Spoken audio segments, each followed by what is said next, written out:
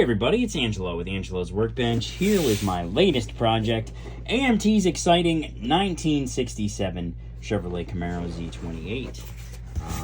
Obviously the first year of the Camaro, if I'm not mistaken, and can be built one of two ways, which is kind of interesting. I've already opened the parts so that you don't have to watch me open bags.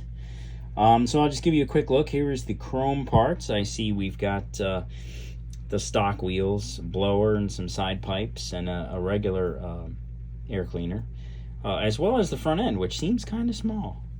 It is 25th scale, so it would be a little smaller than 24th.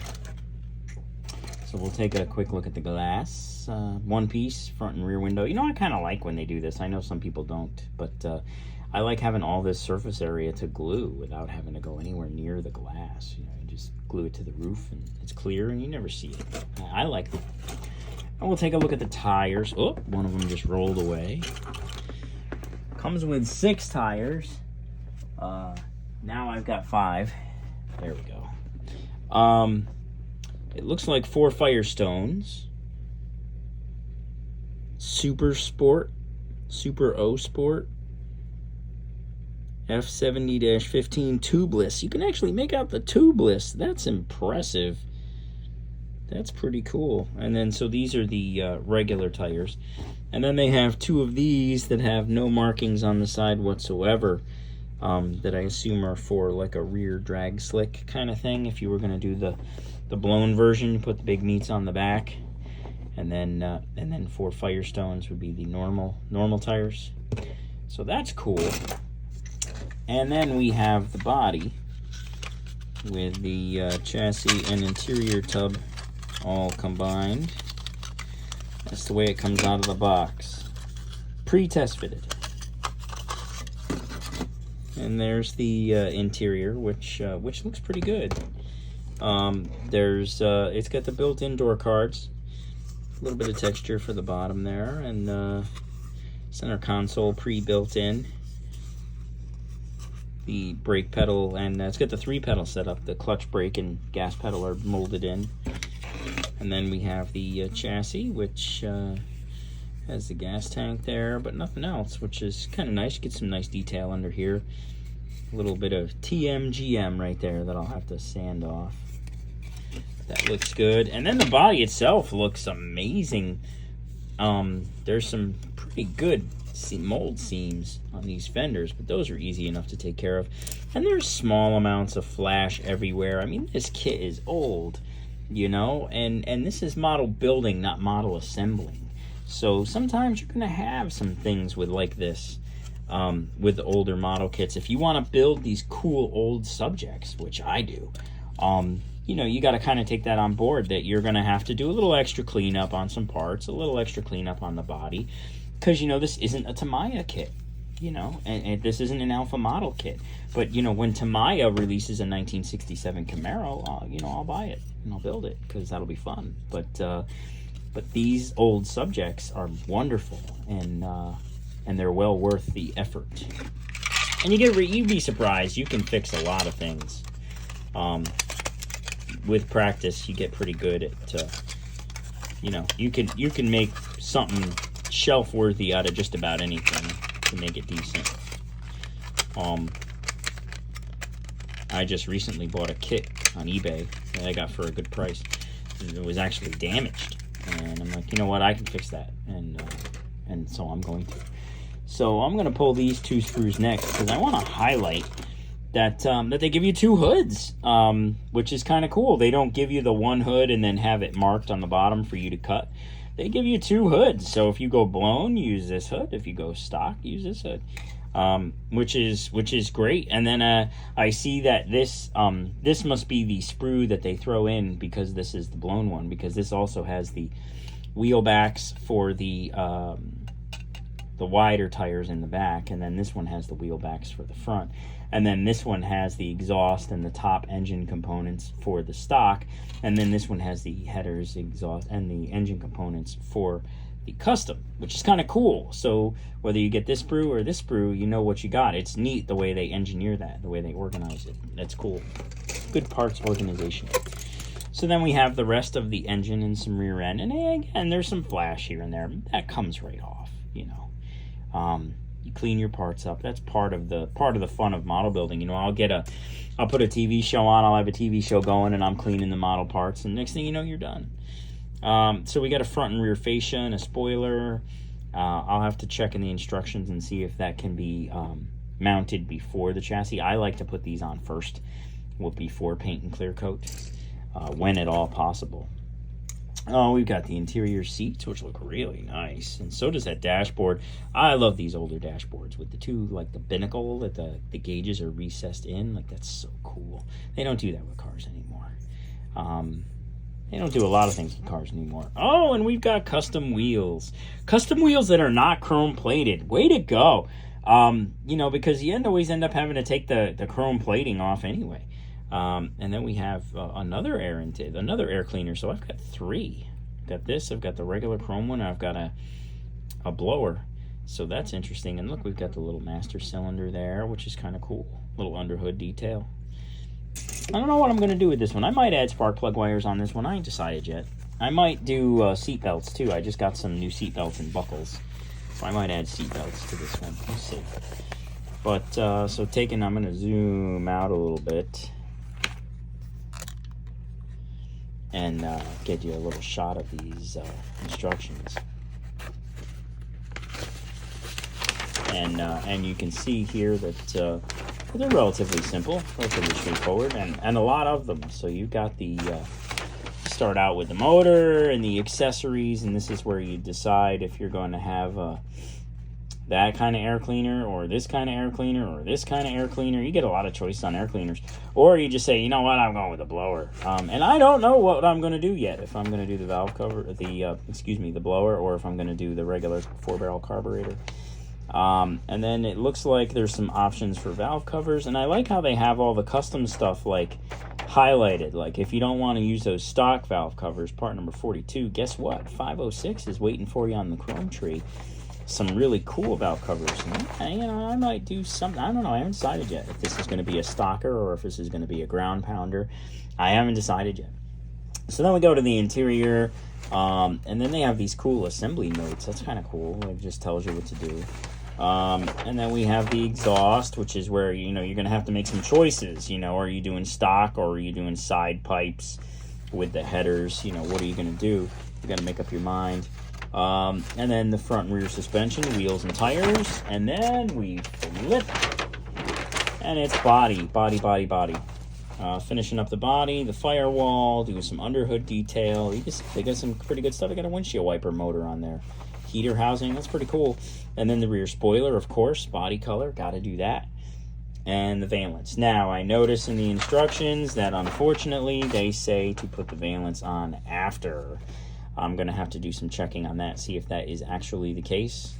Usually it is when they put it in that order, but we'll find out. Sometimes you can get lucky.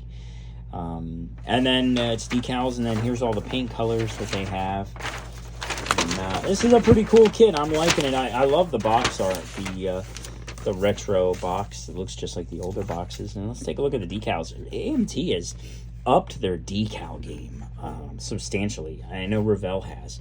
And AMT is like, oh yeah, well, watch this. We can come up with good decals too. Look at all these license plates and little AMT logos. And then the stripe in 3 colors, silver, black, and white. You could do anything you want with those. And they look pretty thick. They look very nice, these decals. And then you've even got like the radio, gauge clusters. You got 2 of everything here, it looks like. Because why not? Why not have extras? Logos, the gas cap thingy-majigger that goes in the back there. More license plates in addition to all of these license plates. This is great. All the scripts are there in decal form. I don't see anywhere on the body, so it must be just decals. So, but that's okay. It'll look great. You know, you're gonna put them on and you're gonna clear over them anyway. So this looks fantastic. Way to go, AMT, for upping your game on the decal sheet. Big time. That's sweet. So then here we'll just take another quick look at this marvelous box art that I like so much. I think the box art is fantastic. the old, the way that they used to do it back in the day with the pictures and hand-drawn.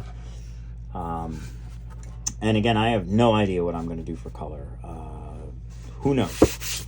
But we'll get to work on it, and we'll get started straight away right now.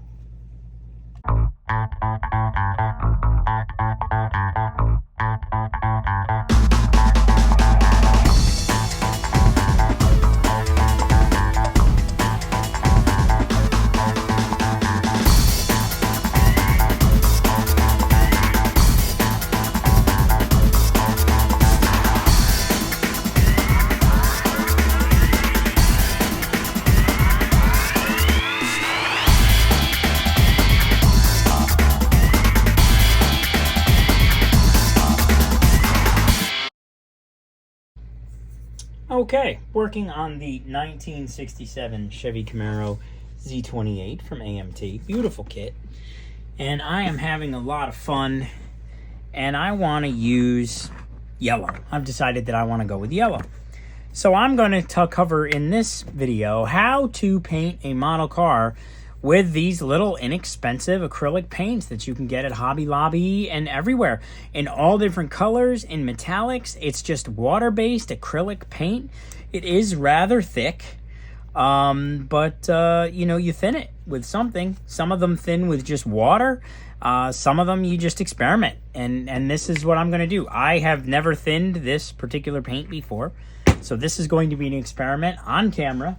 I have a various collection of airbrush thinners for acrylic paints. I've got the Createx stuff.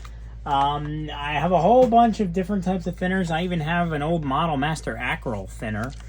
And we'll just experiment with it and see what works. First, I think I would like to try this stuff. See if this works. Rather than use just water, I want to try and use an airbrush thinner, because this stuff does have stuff in it to aid in spraying. You know, just getting it down to the consistency isn't everything. It is the most crucial thing. I mean, you can airbrush anything as long as you thin it to the proper consistency and then apply your coats accordingly and spray it properly. Yeah, look at how thick this is. This is some thick stuff. Comes out like a tube. Oh yeah. So now what'll end up happening is we just put this thinner in, and if the thinner just curdles or doesn't blend with the paint, then we know that this thinner is incompatible. And then I'll try a different thinner. But I'm willing to bet this will be compatible somewhat. Let's see. I'm just gonna keep mixing. It's thinning it. It's thinning it. I need a lot more thinner. Whoa.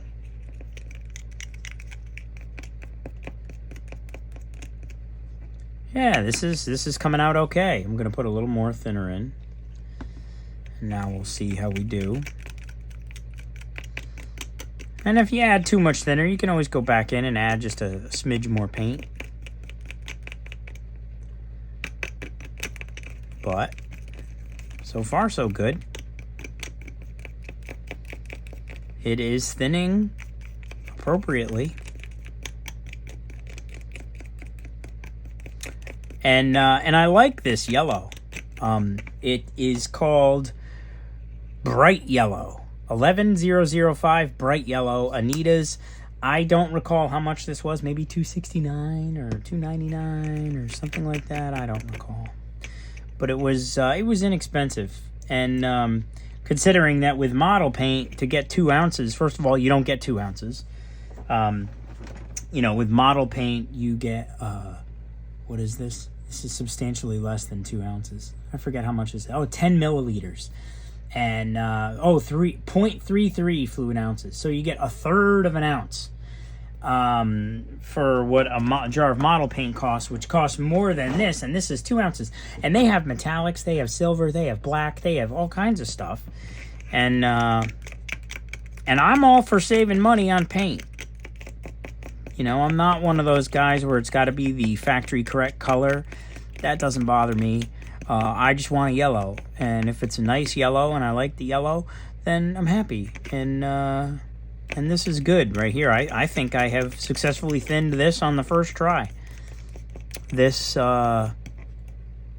this thinner apparently works pretty good with it. The Vallejo airbrush thinner. A new formula, it says on there in red letters.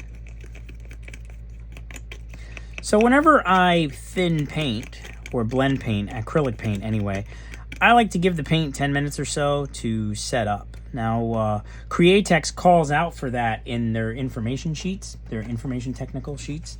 But I think that that could be held true for all acrylic paint. You know, if you mix it up and you thin it, I think it's good to let it sit and chemically react for a few minutes before you go throwing it in the airbrush and spraying it. So let's let this sit for a little while, and then we'll go spray.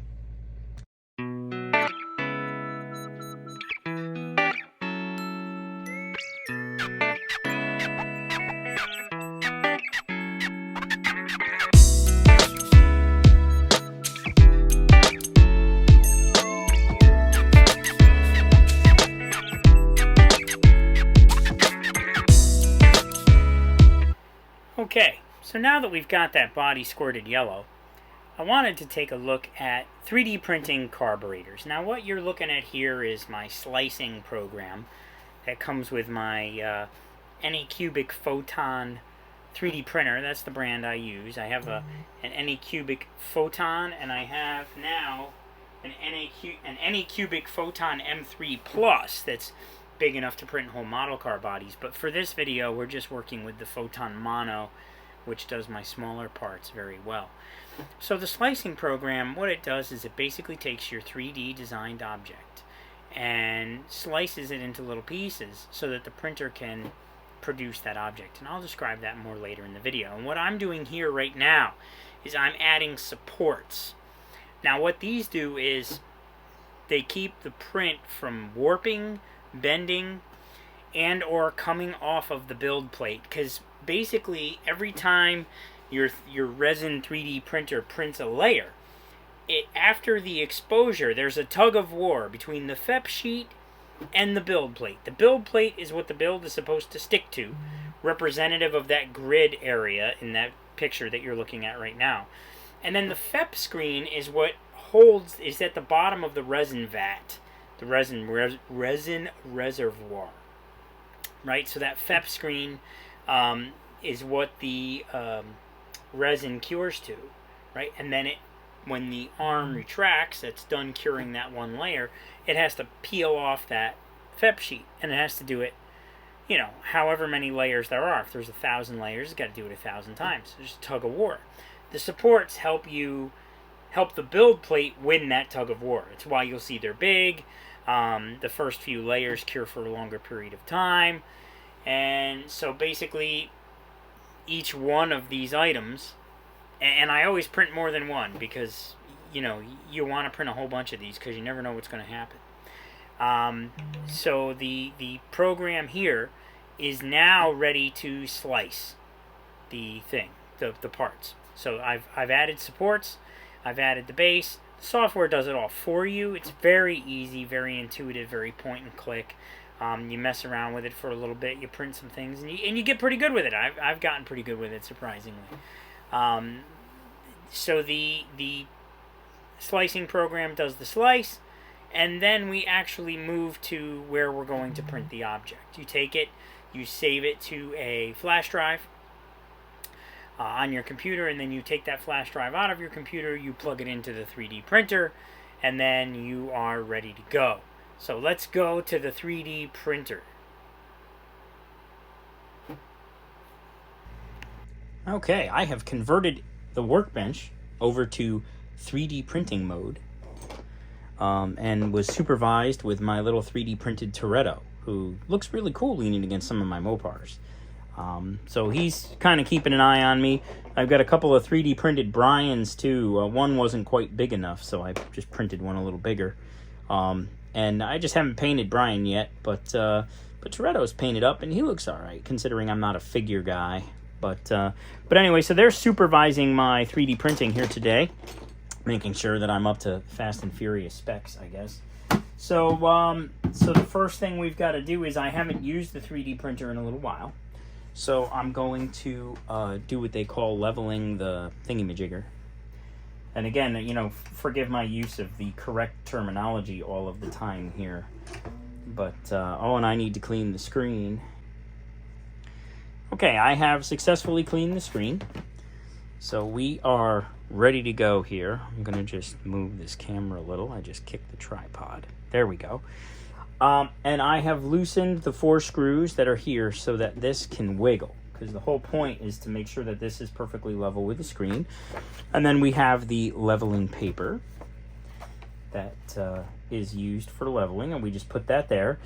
And I'm just following the instructions here. So it says place the leveling paper on the screen, and then what we need to do is we need to press, and you won't be able to see the buttons, but it says here that click the home and the touch screen. So now we're going to press home, and it's going to settle itself down. And it says wait for the Z-axis to descend, and then it will stop automatically. Press your finger on top of the platform gently, then tighten the 4 screws to secure the platform. So we want to have a card width between the platform and the screen. So that's good. So it's going down, going down, going down, going down.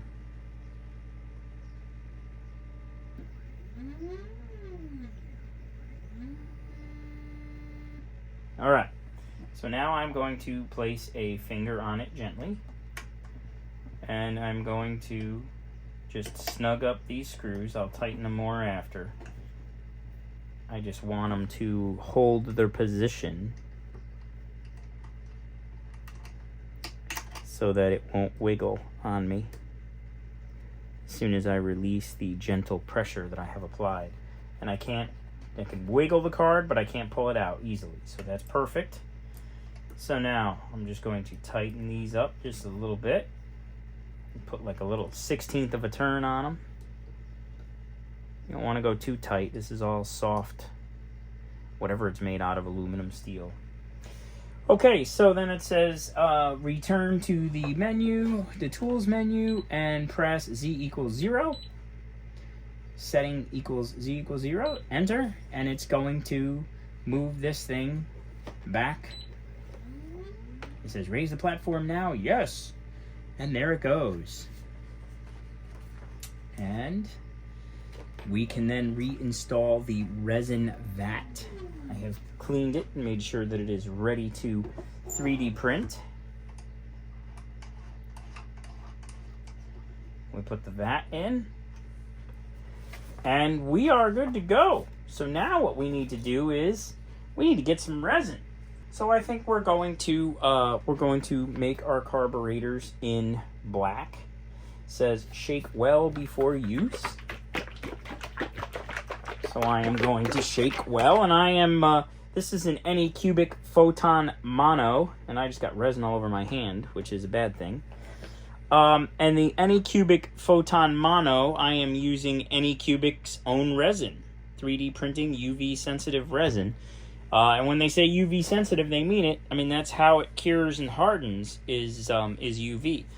And since I just got resin on my hand from the bottom of this jug, clearly I have been storing it in a UV-free area because it's not cured.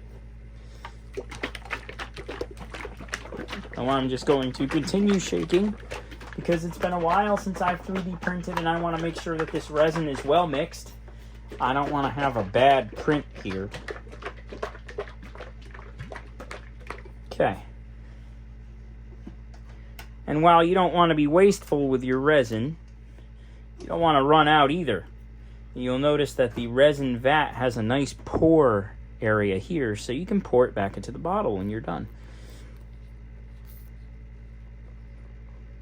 So the moral of the story is use plenty because you don't want to run out.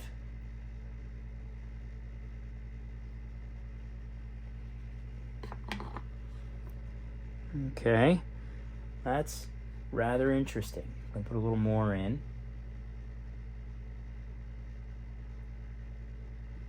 There we go. That should be plenty for printing up these carburetors. So, I'm going to put this in. There's a lot of air bubbles in it from shaking it. And it's actually looking pretty level. You want to make sure that it's level so that all the resin doesn't run to the front or the back. But we're actually doing pretty good there. So now what we do is I have placed that 3D printed file on a flash drive that I sliced. Slicing a file is basically, so somebody designs it in CAD, you pay for it, you download it, which is what I did with these carbs. I downloaded them from Cults 3D, which is a 3D website where they sell, there's a lot of model building stuff on there, a lot of quarter scale stuff, motors, cars. I got a lot of stuff from Cults 3D. It's a pretty cool site. And they're not contributing anything to this. I'm just telling you what I'm using. So I downloaded the file, and then I put it through my slicing program, which I've shown you already. And what that does is it takes the 3D object and it puts it into layers so that the 3D printer can print each layer. And then at the end you have the object. And I know it looks funny, like you're thinking printer. Everybody sees printer and they think like, well, where's the paper come out, blah, blah, blah. You're thinking of traditional printers. This is a printer, yes. What it does is that screen that I had to clean generates UV light and hardens the resin. But it does so in a certain pattern, a slice of the piece. And then it raises and it goes back down. And it does the next slice. And then it raises and it goes back down. It does the next slice. And then eventually, after about a half an hour for these carburetors, you have a bunch of little carburetors that are ready to go. And then they go into this thing, which is a hardener. This generates UV light. Makes them good and hard before you cut them off the sprue, so to speak. There are sprues that you add to the part to make it print a little better. I wouldn't necessarily call it a sprue. They call it something else. The name escapes me. But anyway, so now what I need to do is I'm going to turn it off because I don't like to insert a flash drive with it on. So I turn it off and I put the flash drive in. Maybe. There we go. And I turn it back on again. And now what we do is it's as simple as going to print, and then I will find the part that I put on here. Mono carburetor. There it is, and it's showing me the picture of the carburetors. I've got 6 of them organized in a configuration, I think 6 or 8 maybe. Because I figured, hey, if I've got to print carburetors, I might as well print some carburetors. There's no point in printing 2. It takes just as long to print 8 of them as it does 2 of them. Because it's about the thickness of the item, right? Not how many you have laid out horizontally. It's about the thickness of the item. So if you have a really tall item, that could take, a couple hours to print. Whereas the little tiny items, wheels, tires, that kind of stuff, I can usually do in 45 minutes, 30 to 45 minutes. So now what we have to do is we have to put the cover back on because this protects everything from light, and it also helps with the smell a little bit. I'll be completely honest with you, resin 3D printing is stinky. But if you want to do 3D printing for model building, I definitely recommend resin as opposed to the other ones that use the spool of plastic. The spool of plastic will give you stronger parts, but the detail is horrible. If you want any kind of detail, like significant detail, then you gotta go resin. So now we are ready to go. The file is up, and I'm gonna hit play, and now it's going to begin its printing. And it's going to go layer by layer by layer by layer, and it says here that we've got 34 minutes to go. There's 181 layers in this carburetor. And now it is doing the first layer. Now I have it programmed, the first layers, it does a little bit more exposure. What that does is that helps make sure that it doesn't stick to the part that it's not supposed to stick to. It's supposed to stick to the silver metal part. It's not supposed to stick to the resin tray, right? So you don't want it to stick to the resin tray. So having an extra bake time or an extra UV time, exposure time, helps it stick to the metal tray. And I am not a 3D printing expert, trust me, as you can probably tell. But I know enough just to be dangerous and to be successful in printing my model parts. So I'm going to let this thing run for a little while, and we'll come back when we have some carburetors to take off of the platform. Okay, fast forward about 30 minutes, and I've got some carburetors. They have magically printed. I'm old enough to where this stuff seems magic, and young enough to where I'm kind of aware of the technology and how it works loosely. So let's take the lid off, which is hard to do when you have a big light in the way. And smell that, boy.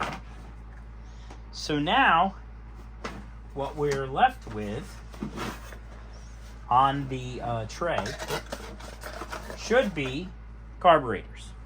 So let's see what we've got. We'll just unloosen this. And I want to get my catch tray here, because this stuff drips and is messy. And aha! So this reveals another reason for printing more than one. What has happened is one of them didn't stick to the plate. So one of them is what they would call a failed print. And so what that means is, at the bottom of that resin tray, there is a glob that I will get out. I have a special spatula for getting globs out of the resin tray. And then I have a spatula for getting them off of this metal. But first, we give them a shot with some 91% rubbing alcohol, just to kind of clean the extra resin off. And then I have a little toothbrush that I kind of brush them with to kind of hose off some of that extra resin.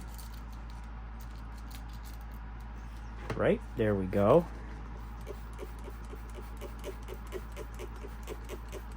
The rubbing alcohol is really the only thing that gets rid of the resin. So there we have it. And then it's time to scrape them off. And there they go. And while I have the resin out, I will just wipe down my plate. Get the resin off of it. You take care of your plate will take care of you. I've said that about airbrushes before. But yeah, you want to keep your plate clean and scuffed up. You can see I've done some sanding on it. Having a slightly rough plate is good. It helps the stuff stick, the resin stick to it. So now I will reinstall this nice and cleanly. And so now what we need to do is we just need to clean off these carburetors. And what I'll usually do is get a little bit of paper towels in here and just kind of wipe them down. Now let's take a look. Oh, that's a good looking carburetor. Wait till you see the close-ups on this. You're not in the good light right now, but wait until you see the close-ups. And then you can see I printed a base, and then I printed supports. That's what those little sprues are called. The supports keep the resin from dipping down as you're making the part. It keeps them sturdy. So I'm going to finish cleaning off these. And when I'm done cleaning off these, they will go in the UV cure box for about 10 minutes. I bake them. And I say bake, there is no heat. It's just UV light. Just to make sure that they're good and completely cured. It doesn't hurt to give them a shot. Oh, this one just came off of the base. So the carburetor itself came off the base, and then I will just nip those little supports off after, but that's still going in the UV, and that doesn't need to. So we got 3 down, 2 to go. I ended up with a 5-pack instead of a 6-pack, but that's okay. You know, I'll put them in my spare parts bin. And use them when I need to. And of course, 2 of them are going on the Camaro build. So because these carburetors look much nicer than the ones that are in the kit. And not that there's anything wrong with the ones that are in the kit. I mean, it's an old AMT kit, and they're fantastic, those kits. But the carburetor is so prominent since I'm opening the hood, the hood is open. But since I'm going to have motor hanging out of the engine bay, I want to have some good-looking carburetors. And these fit the bill, for sure. Okay, so now I close the door on that. And I have this set for 600 seconds. And I turn it on, and you'll see that there's all kinds of crazy light going on in there. So that'll beep and tell me when it's done. And then we can take them out, and I'll give you a nice close-up of the before and after on the carburetors that came with the kit, and then these 3D printed ones. Okay, the carbs have beeped that they are done. Well, let's take these guys out. They look fantastic. I'm going to convert the Workbench back to a regular Workbench, get the 3D stuff out of here, and we'll come back and we'll take a closer look at those carbs. Okay, I have returned the Workbench back to model building mode, away from 3D printing mode, and I can get this back out again and put the kit, away so that it could be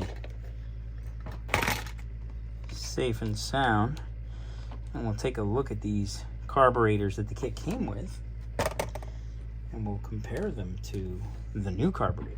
So, first things first, I'm going to zoom you in a little bit, and let me get my sprue cutters, because I need to trim these supports off, and they usually go flying because the resin has been cured, so it is hard.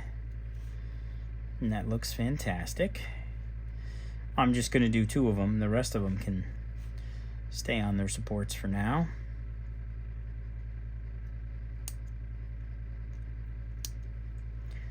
And the supports are usually very easy to get rid of. Sometimes you can even just snap them off by hand, though you run the risk of breaking the part, but not something thick and durable like this. So so this is, let's see if I can get a good close-up here. So that is the stock carburetor that comes with the kit. And now this is my 3D printed carburetor. That's the bottom, and that's the top. And then I don't know if you can see the sides. You're probably having a hard time seeing the detail because they're black. But there's plenty of detail on there. You can see the little fuel line input. And then on the sides there's some nice detail. And then once I prime these, I'll give you another look. But there's a resin 3D printed carburetor, and it's pretty much the same size. They came scaled out to the right size. I measured them, and they're good to go. So these are going to go on the motor, and for the Camaro. And there's my 3D printed carburetors. And that's going to wrap it up for video number 1 in the AMT 1967 Camaro video series featuring 3D printing carburetors. Go ahead and click that like and subscribe button if you're not already a subscriber. Feel free to send me questions and comments. I'm also on TikTok and Instagram and Facebook now, all as Angelo's Workbench. Stop by for exclusive content before it hits YouTube. Thank you for watching.